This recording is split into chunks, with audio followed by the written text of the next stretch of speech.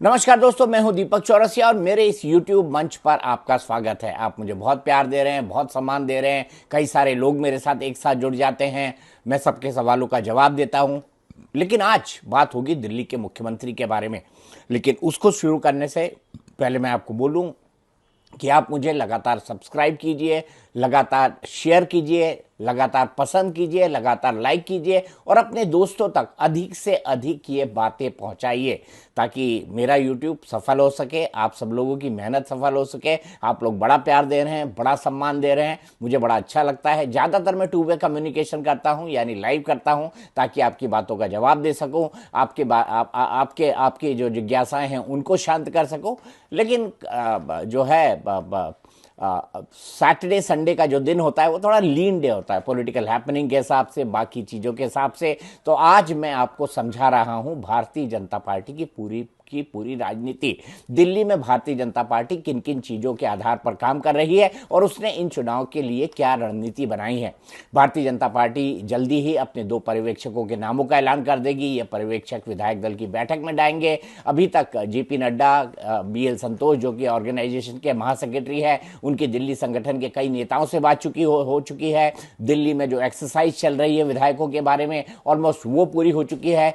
प्रधानमंत्री जो है वो वापस आ चुके हैं और अब जल्दी ही औपचारिकता इस बात की पूरी होगी कि भारतीय जनता पार्टी का मुख्यमंत्री कौन होगा। लेकिन कौन कौन हो सकता है इसकी संभावनाओं पर तो हम बात कर सकते हैं और इसकी संभावनाओं पर हमने एक बार बात भी करी थी। भारतीय जनता पार्टी के सामने कौन कौन से सबसे बड़े सवाल है। भारतीय जनता पार्टी के सामने सबसे बड़ा सवाल यह है कि वो किस तरह का मुख्यमंत्री देना चाहेगा। आने वाले समय में जाति जनगणना एक बड़ा नेरेटिव होगी। भारत को अपनी जो जनसंख्या है उसको भी काउंट करना होगा। 2021 में जनगणना होनी थी लेकिन कोविड के कारण नहीं हो पाई, अब 2025 हो गया है। इस एक्सरसाइज को भी पूरा करना है। तो क्या कास्ट न्यूट्रल यानी जाति के आधार पर नहीं, समाज के किसी वर्ग के आधार पर होगा मुख्यमंत्री? क्या भारतीय जनता पार्टी के लिए यह प्रायोरिटी रहेगी? मैंने आपको बताया था कि कौन कौन से 3 क्लासेस हैं जो दिल्ली के अंदर हैं। एक महिला है, एक मिडिल क्लास है और एक माइनॉरिटी है। महिला 4 जीत कर आई हैं, मिडिल क्लास के कई सारे विधायक आए हैं। 2 महिलाएं जिनका नाम मैं आपको इन नवरत्नों के अंदर लूंगा, वो दोनों भी मिडिल क्लास से आती हैं, अपर मिडिल क्लास से आती हैं। तमाम सिचुएशन के बारे में हम बात करेंगे। मैं उन 9 नामों का भी आपके सामने जिक्र कर दूं जो 9 नाम नवरत्न चुने गए हैं। ये नवरत्न मैं किस आधार पर कह रहा हूं? मैं इस आधार पर कह रहा हूं क्योंकि भारतीय जनता पार्टी जो है वो अपना मुख्यमंत्री देने से पहले कई तरह के समीकरणों के बारे में विचार करेगी और इन्हीं सब के विचार करने के बाद जो सबसे ज्यादा काबिल है उन टॉप 9 लोगों की लिस्ट मैं आपको दिखाता हूं। मैं पहले दिन से कह रहा हूं कोई सबसे ज्यादा इस मुख्यमंत्री पद पर बैठने लायक है, वो कौन है? वो है प्रवेश साहब सिंह वर्मा। लेकिन उसके अलावा भी नेता हैं। अब कौन कौन ऐसे नेता हैं? तो नंबर 1 प्रवेश वर्मा है। हालांकि मैं इस आधार पर नहीं बता रहा हूं, मेरी प्रायोरिटी के हिसाब से नंबर 1 प्रवेश वर्मा है। लेकिन उसके बाद रेखा गुप्ता आती हैं, शालीमार गार्डन से हैं, शिखा राय ग्रेटर कैलाश से हैं। इसके बाद सतीश उपाध्याय मालवीय नगर से हैं, आशीष सूद जनकपुरी से हैं, पवन शर्मा उत्तम नगर से हैं, मोहन सिंह बिष्ट मुस्तफाबाद से हैं, रवि नेगी पटपड़गंज से हैं, विजेंद्र गुप्ता रोहिणी से हैं। ये 9 नाम हैं। ये भारतीय जनता पार्टी के नवरत्न हैं और मेरा यह मानना है इन्हीं 9 में से एक जो है एक बनेगा मुख्यमंत्री। 9 में से बाहर होगा, मुझे इस बात की संभावना बेहद कम दिखाई देती है। इन 9 रत्नों में या जो जिनको मैं नवरत्न कह रहा हूं भारतीय जनता पार्टी के, उन्हीं की बात हम करेंगे एक एक करके। मैं सबसे पहले आपको बता दूं प्रवेश वर्मा के बारे में। प्रवेश वर्मा को सबसे नेचुरल दावेदार मुख्यमंत्री पद का क्यों माने जा रहा है? इसलिए माना जा रहा है क्योंकि उन्होंने अरविंद केजरीवाल को हराया। इसलिए माना जा रहा है कि जातिगत गणित भी पूरी तरह से प्रवेश वर्मा के साथ है। इसलिए भी माना जा रहा है क्योंकि वो भारतीय जनता पार्टी की परंपरागत राजनीति से आते हैं। साहब सिंह वर्मा, उनके पिता भी मुख्यमंत्री रह चुके हैं, 2 बार के मुख्यमंत्री और 2 बार के सांसद है प्रवेश वर्मा। और भारतीय जनता पार्टी में उनके नई दिल्ली जीतने के बाद ही दिल्ली विधानसभा जीत का रास्ता साफ हुआ है। वैसे मैं आपको 6 बार का ट्रैक रिकॉर्ड बता दूं, 3 बार शीला दीक्षित और 3 बार अरविंद केजरीवाल नई दिल्ली से चुनाव जीते, मुख्यमंत्री बने। तो ये एक संयोग है कि नई दिल्ली से ही हमेशा मुख्यमंत्री बनता है। तो इस लिहाज से प्रवेश वर्मा को इस लिस्ट में मैं नंबर 1 पे रखूंगा। लेकिन मैंने इंडिया टीवी पे ये भी कहा था, too good to be true. इसका भी हम विश्लेषण करेंगे कैसे आगे मैं आपको एक एक करके बताऊंगा, हर नाम पर बात करेंगे। तो प्रवेश वर्मा की भारतीय जनता पार्टी की इस जीत में बहुत बड़ा योगदान है। ये चुनाव जो है डबल इंजन की सरकार के आधार पर लड़े गए। इस आधार पर भी लड़े गए कि क्या भाई नरेंद्र मोदी और दिल्ली में एक डबल इंजन की सरकार बननी चाहिए। लोगों ने इसके पक्ष में वोट दिया है। नरेंद्र मोदी जो है वो ही इन चुनाव का सबसे बड़ा चेहरा थे, तो ये गलत नहीं होगा। लेकिन प्रवेश वर्मा ने जिस तरह से नई दिल्ली चुनाव में एक चुनाव लड़ा, नई दिल्ली के अंदर उन्होंने जो अरविंद केजरीवाल के खिलाफ माहौल बनाया, दरअसल लोकसभा चुनाव के बाद यह तय हो गया था कि जो 7 के 7 सांसद हैं उनमें से ज्यादातर को विधायक के चुनाव के लिए लड़ाया जाएगा। अब इसमें से एक आध लोग अगर हटा दिए जाए, जैसे मीनाक्षी लेखी, वो चुनाव नहीं लड़ी, लेकिन रमेश बिधूड़ी जो गुर्जरों के बड़े नेता थे और प्रवेश वर्मा जो जाटों के बड़े नेता थे, उन दोनों को चुनाव लड़ाया गया। इसमें रमेश बिधूड़ी एक क्लोज कॉन्टेस्ट में आतिशी मर्लेना जो मुख्यमंत्री थी उनसे हार गए। लेकिन मैं आपको ये बता दूं, प्रवेश वर्मा ने जब से उनका नाम विधायक के लिए अनाउंस हुआ या जब से ये तय हुआ कि वो नई दिल्ली का चुनाव लड़ेंगे, उन्होंने हर घर के अंदर काम किया, उन्होंने हर इलाके के अंदर काम किया, उन्होंने हर उस बस्ती के अंदर काम किया जो नई दिल्ली में अरविंद केजरीवाल का बड़ा वोट बैंक हुआ करती थी। राजनीति कई आधार पर परसेप्शन पर चलती है, तो अरविंद केजरीवाल के खिलाफ जो माहौल प्रवेश वर्मा ने बनाया, जिस तरह का माहौल उन्होंने भारतीय जनता पार्टी के फेवर में क्रिएट करा और जिस तरह से उन्होंने नई दिल्ली विधानसभा सीट पर अरविंद केजरीवाल को घेरा, वो भी उनके राजनीतिक कौशल और उनकी जो सीट और वोटों की राजनीति है उनकी समझ को बताता है। प्रवेश वर्मा ने पहले दिन से अरविंद केजरीवाल को सीधा चैलेंज किया और अरविंद केजरीवाल बार बार प्रवेश वर्मा के बारे में हल्की बातें करते रहे। उन्होंने यहां तक कह दिया कि आइए अगली बार इनको पार्षद लड़ा देंगे, वो सांसद तो थे, हटा दिया गया, विधायक जो हैं उनका टिकट लड़ रहे हैं, ये हार जाएंगे और अगली बार हम इनको पार्षद का चुनाव लड़वा देंगे। लेकिन प्रवेश वर्मा ने अपना लूज और अपना कैंपेन कभी नहीं खोया। उन्होंने कैंपेन को एक ट्रैक में रखा और जो एक बड़ा मुद्दा उन्होंने इस बार बनाया, जो बड़ा नैरेटिव बनाया, उन्होंने सार्वजनिक तौर पर अपनी विधानसभा क्षेत्र के महिलाओं को 11,1100 की सहायता राशि दी। उनका नैरेटिव यही था कि अरविंद केजरीवाल ने 1,000 रुपए देने की घोषणा 2022 के एमसीडी चुनाव और पंजाब चुनाव के अंदर की, लेकिन उन्होंने 1,000 रुपए नहीं दिए। लेकिन अब मैं सहायता राशि के 1,100 रुपए आपको दे रहा हूं। यह वही टाइम था जब अरविंद केजरीवाल ने 2,500 रुपए की घोषणा करके महिलाओं का रजिस्ट्रेशन दिल्ली के अंदर शुरू किया था। तो प्रवेश वर्मा ने कि हम सभी का ख्याल रखते हैं, इसका भी काउंटर नैरेटिव बनाया। प्रवेश वर्मा ने नई दिल्ली में इनफैक्ट उनके पूरे परिवार ने, उनकी पत्नी जो एक राजनीतिक परिवार से आती है, जिनके पिता विक्रम वर्मा लोकसभा में प्रतिपक्ष के नेता रहे, मां नीना वर्मा अभी भी धार से विधायक हैं, ये दोनों नेता जो है, स्वाति वर्मा जो प्रवेश की वाइफ हैं, उनके माता पिता हैं, इन्होंने भी मुझे जानकारी मिली है कि इन्होंने भी लगातार इस चुनाव के अंदर कैंपेन किया है। तो प्रवेश वर्मा न केवल बीजेपी संगठन के साथ बल्कि इंडिविजुअल तौर पर भी उन्होंने नई दिल्ली पर एक बेहतर चुनाव लड़ा। कास्ट फैक्टर प्रवेश वर्मा के साथ जाता है और चूंकि अरविंद केजरीवाल नई दिल्ली में घिर गए, इसका भी असर दिल्ली के विधानसभा चुनाव में देखने को मिला है। तो कास्ट फैक्टर भी प्रवेश वर्मा के साथ जाता है। जायंट किलर यानी अरविंद केजरीवाल जैसे नेता को हराने का क्रेडिट प्रवेश वर्मा के पास जाता है।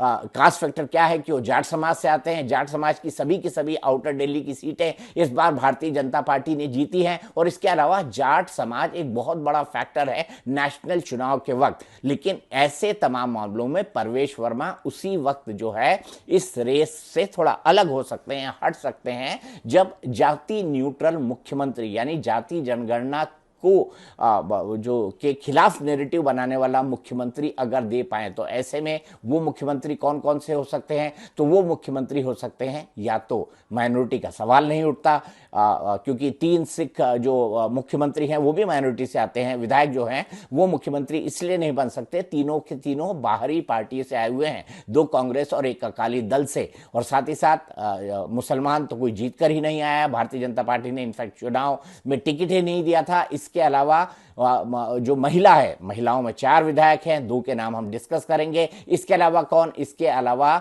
मिडिल क्लास के कई सारे विधायक हैं, हमने आपको नाम बताए, उन नामों की भी बात हम करेंगे, बाकी चीजों पर भी डिस्कशन करेंगे, लेकिन मेरा अभी भी यह मानना है कि परवेश वर्मा एक बेहतर कैंडिडेट हो सकते हैं अरविंद केजरीवाल के खिलाफ नैरेटिव खड़ा करने के लिहाज में। जिस तरह से उन्होंने अरविंद केजरीवाल को चैलेंज कर चुनाव हराया, तो ऐसे में अरविंद केजरीवाल परवेश वर्मा की दावेदारी बनती है। लेकिन भारतीय जनता पार्टी दावेदारी और परंपराओं को हटाने और इतर करने के लिए जानी जाती है। तो क्या भारतीय जनता पार्टी सरप्राइज देगी या परवेश वर्मा को ही बनाएगी, जिस तरह से देवेंद्र फडणवीस को महाराष्ट्र के अंदर बनाया गया? ये देखने वाली बहुत महत्वपूर्ण बात होगी। तो अब देखिए कौन कौन से विधायक हैं जिनके बारे में हम बात कर रहे हैं। मैंने आपको 9 बताए। प्रवेश वर्मा के बाद 2 महिलाएं आती हैं। एक महिला कौन है? एक महिला विधायक हैं रेखा गुप्ता। रेखा गुप्ता डूसू की अध्यक्ष रह चुकी हैं, शालीमार बाग से विधायक बनी हैं, पहली बार की विधायक हैं, लेकिन एमसीडी में वो 3 बार रही हैं, एमसीडी के महत्वपूर्ण पदों पर रही हैं। डूसू की अध्यक्ष होने के साथ साथ वो बचपन से ही आरएसएस से जुड़ी रही, भारतीय जनता पार्टी से जुड़ी रही, एबीवीपी से जुड़ी रही, एक बहुत बेहतर वक्ता मानी जाती है, एक बहुत बेहतर एडमिनिस्ट्रेटर साबित हो सकती हैं। और एम फैक्टर यानी 2 एम फैक्टर, महिला और मिडिल क्लास, दोनों रेखा गुप्ता पर लगते हैं, दोनों रेखा गुप्ता पर लागू होते हैं और रेखा गुप्ता इस रेस में आगे रह सकती हैं। अगर महिलाओं में किसी का नंबर आता है तो मुझे उसमें रेखा गुप्ता की सबसे प्रबल संभावना दिखाई देती है। दूसरा नाम किसका है? दूसरा नाम है शिखा राय का। शिखा राय ग्रेटर कैलाश से विधायक हैं। शिखा राय ने किसको हराया? शिखा राय ने 3 बार से विधायक रहे सौरभ भारद्वाज, जो कि इस सरकार में अरविंद केजरीवाल के सब कुछ थे, नंबर 2 हुआ करते थे आतिशी मरलेना के, और सबसे लोकप्रिय विधायकों में से एक थे, उनको चुनाव हराया। तो ये शिखा राय के क्रेडिट में जाता है।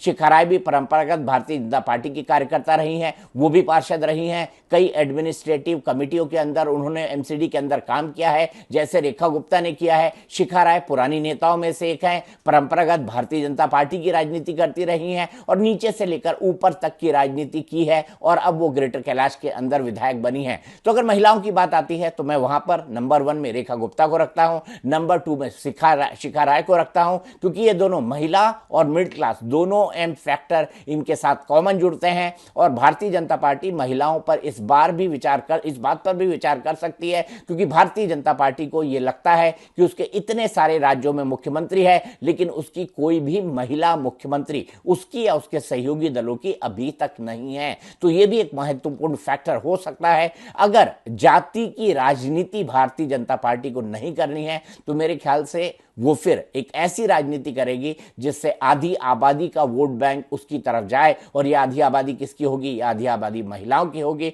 और इसी आधी आबादी के आधार पर जो है वो फैसला मुख्यमंत्री के पद पर हो सकता है। लेकिन इसके अलावा मैंने आपको बताया कि टोटल 9 पद होते हैं दिल्ली की सरकार में, 1 मुख्यमंत्री, 6 मंत्री, 1 स्पीकर, 1 डिप्टी स्पीकर, और ये 9 टॉप लोगों के 9 नाम मैंने बताए हैं। इनमें से 7-8 तो बनेंगे ही, चाहे मंत्री बना लीजिए, चाहे स्पीकर बना लीजिए, चाहे डिप्टी स्पीकर बना लीजिए, आगे के नामों का विश्लेषण करते हैं। पर एम फैक्टर में जो डबल एम है, महिला और मिडिल क्लास, उसमें रेखा गुप्ता नंबर 1 और शिखा राय नंबर 2 पे रहती। अब भारतीय जनता पार्टी एक ऐसे ही नेता को बनाती है जो उसके संगठन से जुड़ा हो, जो उसकी विचारधारा से जुड़ा हो, जो आरएसएस के साथ लंबा चल सकता हो, जो आरएसएस के साथ समन्वय कर सकता हो। ऐसे ही 2 नेता, एक एक करके मैं दोनों का नाम बताऊंगा। एक नाम इसमें आता है विजेंद्र गुप्ता को। विजेंद्र गुप्ता बनिया समाज से आते हैं, जो भारतीय जनता पार्टी का परंपरागत वोट बैंक है। बनिया मुख्यमंत्री दिल्ली में अरविंद केजरीवाल था, तो उसकी काट विजेंद्र गुप्ता मुख्यमंत्री के तौर पर रह सकते हैं। 3 ऐसे समय में वो रोहिणी से विधायक बने जब जो आम आदमी पार्टी ने प्रचंड जीत हासिल की थी और भारतीय जनता पार्टी का एक तरह से सुपड़ा साफ हो गया था। कम से कम 2 चुनाव में तो हो गया था। 2013 के चुनाव में वो नंबर 1 की पॉलिटिकल पार्टी बनी थी। तो विजेंद्र गुप्ता यहां पर टिक करते हैं। विजेंद्र गुप्ता भारतीय जनता पार्टी के प्रदेश अध्यक्ष रह चुके हैं। विजेंद्र गुप्ता पुराने नेता हैं, परंपरागत वाले नेताओं में से एक है, और एक बड़े वोट बैंक को वो एड्रेस करते हैं। तो विजेंद्र गुप्ता का नाम भी इस कंसिडरेशन के लिए आ सकता है। खासतौर पर उनकी क्वालिफिकेशन इसलिए भी बढ़ जाती है क्योंकि उन्होंने तमाम जगहों पर विधायिका का काम का समझ है, सरकार की काम की समझ है। अरविंद केजरीवाल पर समय समय पर उन्होंने तगड़े निशाने साधे हैं। अरविंद केजरीवाल की राजनीति को उन्होंने सीधा सीधा कई बार चैलेंज किया। 15 सालों के दौरान उनका यह कामकाज दिल्ली के अंदर देखने को मिला है। लेकिन क्या विजेंद्र गुप्ता को बनाया जाएगा? क्या विजेंद्र गुप्ता आने वाले 3 दशक तक जो है 2 दशक, कम से कम 2 दशक तक क्या दिल्ली की राजनीति में रह पाएंगे?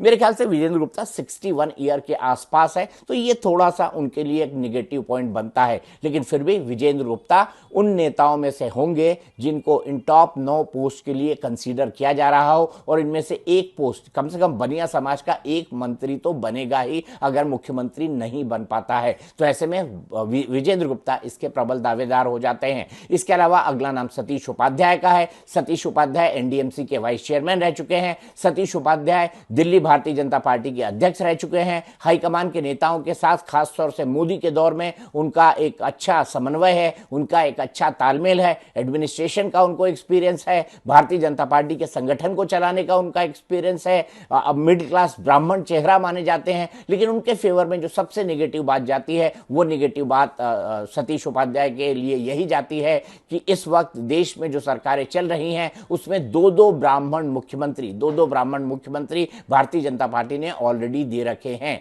इसमें एक नाम क्या है? एक नाम महाराष्ट्र के देवेंद्र फडणवीस का, जो खुद ब्राह्मण है। इसके अलावा दूसरा नाम है राजस्थान के मुख्यमंत्री मदन लाल शर्मा का। तो ये दोनों नाम ऐसे हैं जिनके आधार पर, जिनके बारे में अरविंद केजरीवाल जो है वो सोचेंगे, माफ कीजिएगा, Bharatiya Janata party सोचेगी, Bharatiya Janata party consider करेगी। लेकिन सतीश उपाध्याय का नाम इसलिए कट सकता है, मंत्रिमंडल में एक ब्राह्मण तो आएगा ही आएगा, दूसरे ब्राह्मण भी जीते हैं, उनकी भी बात करेंगे। लेकिन सतीश उपाध्याय का नाम सिर्फ इसलिए मुख्यमंत्री पद की रेस से बाहर हो जाता है क्योंकि भारतीय जनता पार्टी के पास ऑलरेडी 2 मुख्यमंत्री ऐसे हैं जो कि ब्राह्मण समाज से आते हैं। तो भारतीय जनता पार्टी को बड़ा डेलिकेट बैलेंसिंग करना है। दिल्ली का मुख्यमंत्री देश का भी एक सेंट्रल फिगर होगा। देश की पूरी राजनीति दिल्ली से चलती है। यहाँ पर प्रधानमंत्री मोदी हैं तो दिल्ली के सीएम का भी अपना एक रुतबा और अपना एक नाम होगा। ऐसे में किसको लाएंगे, इसके लिए भारतीय जनता पार्टी बहुत सोच समझ के डिस्कशन करेगी, बहुत सोच समझ के निर्णय करेगी। आइए अब चलते हैं अगले नामों के बारे में। अब कुछ ऐसे नाम भी होते हैं जो आपने नहीं सुने होंगे, लेकिन संगठन में उनकी अपनी एक अहमियत होती है, उनकी संगठन में अपनी एक जिम्मेदारी होती है। ऐसा ही एक नाम है पवन शर्मा का। ब्राह्मण समुदाय से आते हैं। आप ये कहेंगे कि मैंने सतीश उपाध्याय का नाम हटा दिया तो क्या पवन शर्मा इस रेस के अंदर आते हैं? टॉप 9 की पोस्ट में होगा और सतीश उपाध्याय और पवन शर्मा से कम एक मंत्री तो बनेगा ही, ये मैं आपको शर्तिया कह सकता हूं। मुख्यमंत्री के नाम पर इनका नाम क्यों कंसीडर हो रहा है? पवन शर्मा भारतीय जनता पार्टी के संगठन से लंबे अरसे से जुड़े रहे हैं, एमसीडी की राजनीति करते रहे हैं, दिल्ली प्रदेश की राजनीति करते रहे हैं और लंबे समय से 2.5 दशक से तो मैं कम से कम पवन शर्मा को देख रहा हूं। जब बहुत ही युवा कार्यकर्ता हुआ करते थे तब से लेकर आज तक मैंने दिल्ली प्रदेश भारतीय जनता पार्टी में उनके कई उतार चढ़ाव देखे हैं। उन्होंने राजनीति के अंदर अपनी कंसिस्टेंसी को बनाए रखा है और पवन शर्मा इसी के लिए भी जाने जाते हैं। पवन शर्मा लो प्रोफाइल होकर काम करते हैं। पवन शर्मा को आप बहुत ज्यादा मीडिया के अंदर या बहुत ज्यादा टेलीविजन के अंदर नहीं देखते हैं। पवन शर्मा जमीनी कार्यकर्ता हैं, जमीन से जुड़े हुए कार्यकर्ता हैं। इसका मतलब ये नहीं है कि बाकी लोग जमीन से जुड़े नहीं हैं, वो भी जमीन से जुड़े हुए हैं, लेकिन संगठन में पुराना आदमी होना ये पवन शर्मा को ए ग्रेड का जो है इस 9 रत्नों के अंदर शामिल करता है।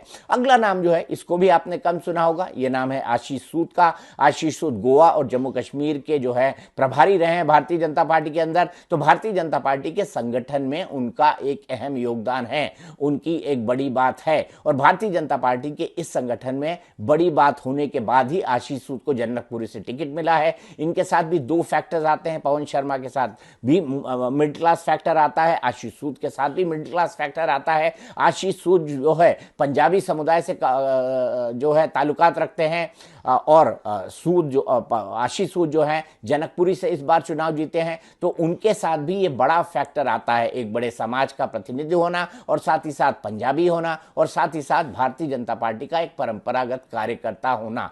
लेकिन आशीष सूद इस रेस में हैं, इस रेस में बने रहेंगे और मुझे लगता है कि इन तमाम 9 पदों में से एक पद पर तो पंजाबी व्यक्ति को चुना जाएगा। ऐसे में आशीष सूद काबिल हैं, आशीष सूद बेहतर हैं। आशीष सूद का नाम क्या मुख्यमंत्री पद के लिए भी कंसीडर किया जा सकता है? अगर प्रवेश वर्मा और रेखा गुप्ता किसी तरह से बाहर होते हैं तो तीसरा सबसे बड़ा दावेदार मैं मुख्यमंत्री पद पर अगर किसी को मानता हूं तो वो आशीष सूद है। हाल ही में आपने देखा होगा होगा, किसके अनुभव के बाद आपने देखा होगा, छत्तीसगढ़ के अनुभव के बाद आपने देखा होगा, मध्य प्रदेश के अनुभव के बाद आपने देखा होगा, राजस्थान के अनुभव के बाद हमने यही पाया कि भाई भारतीय जनता पार्टी किसी को भी मुख्यमंत्री बना सकती है। तो इस बार मैंने जो अपने विश्लेषण का जो टारगेट है उसको बड़ा किया, विश्लेषण में 9 लोगों को समाहित किया है, 48 में से 9 विधायकों की मैं बात कर रहा हूं। अब बात करते हैं आखिरी के 2 नामों पर। आखिरी के 2 नाम, अब एक नाम जो है वो मोहन सिंह बिष्ट का है। मोहन सिंह बिष्ट मुस्तफाबाद से विधायक बने हैं। मोहन सिंह बिष्ट ने कड़ी टक्कर में जो है आम आदमी पार्टी और कांग्रेस दोनों को धराशायी कर दिया। मुस्तफाबाद एक मुसलमानों का यहाँ बहुत बड़ा वोट बैंक है और AIMIM कांग्रेस और आम आदमी पार्टी का तीनों का वोट बटा, लेकिन मोहन बिष्ट को भी बहुत बड़ा चंक मिला। ये वही इलाका है जो दिल्ली दंगों से प्रभावित हुआ करता था। मोहन सिंह बिष्ट 6 बार के MLA हैं, 6 बार उन्होंने विधायक का चुनाव जीता है और मोहन बिष्ट बड़े पुराने आदमी हैं, RSS के पुराने कार्यकर्ता हैं, RSS के पुराने स्वयंसेवक हैं। उसके बाद वो भारतीय जनता पार्टी से जुड़े, आते हैं उत्तराखंड से, जिनके वोटरों की एक बहुत बड़ी तादाद दिल्ली के अंदर है। तो मोहन बिष्ट का नाम बकायदा इन 9 रत्नों में तो है, लेकिन क्या मोहन बिष्ट मुख्यमंत्री पद के दावेदार होंगे? मेरे ख्याल से विधानसभा में उनकी सीनियरिटी देखते हुए, विधायिका का उनको अनुभव देखते हुए मुझे इस बात की संभावना प्रबल लगती है कि मोहन सिंह बिष्ट को स्पीकर बनाया जा सकता है, लेकिन क्या उनका नाम मुख्यमंत्री पद के कंसिडरेशन में है?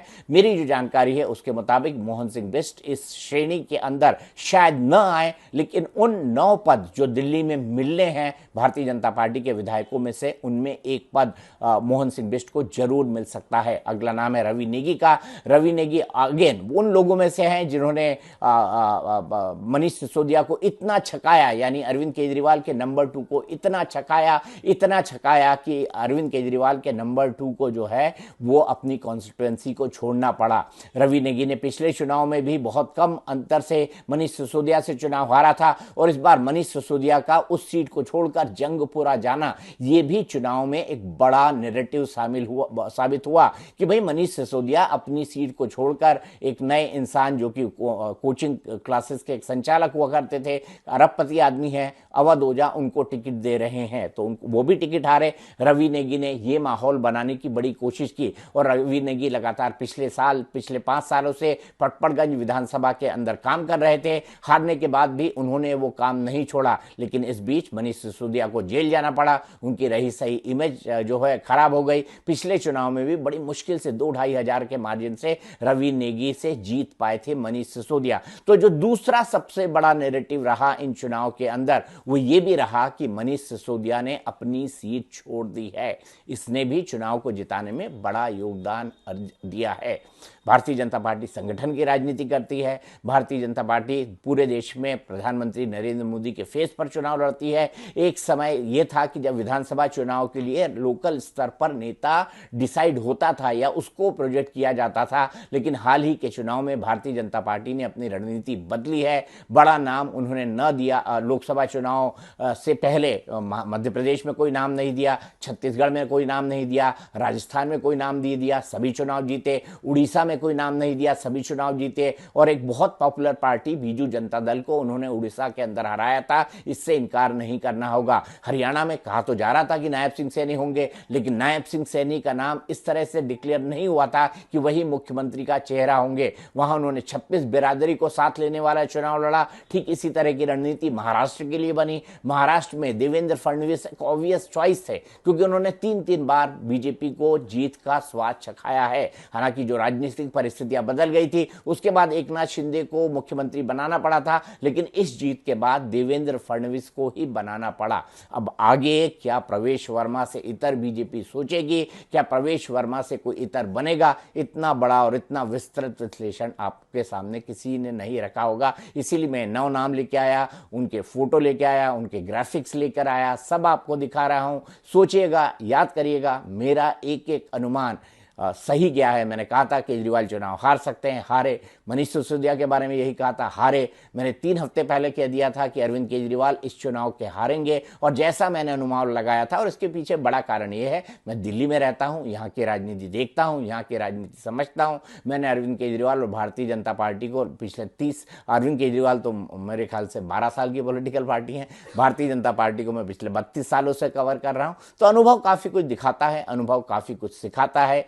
उम्मीद है कि ये विश्लेषण आपको पसंद आया होगा। आप अधिक से अधिक सब्सक्राइब कीजिए, लाइक कीजिए, शेयर कीजिए, यही आपसे उम्मीद करता हूं। तब तक के लिए शुभ रात्रि।